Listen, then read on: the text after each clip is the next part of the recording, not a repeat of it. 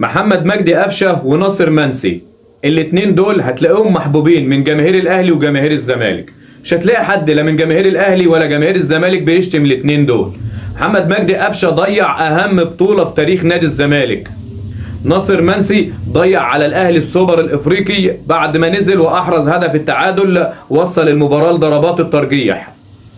ولكن العامل المشترك ما بينهم، الناس ديت ناس محترمين، الناس دي قريبين من اهلهم، بيبروا اهلهم كويس جدا. والدليل على كده شفنا ناصر منسي قبل كده مع والدته، شفنا محمد مجدي قفشه مع والدته ومع اسرته في بلدهم الارياف. فعلشان كده الجمهور بيحب الناس دي، الجمهور بيحب الطبقه دي.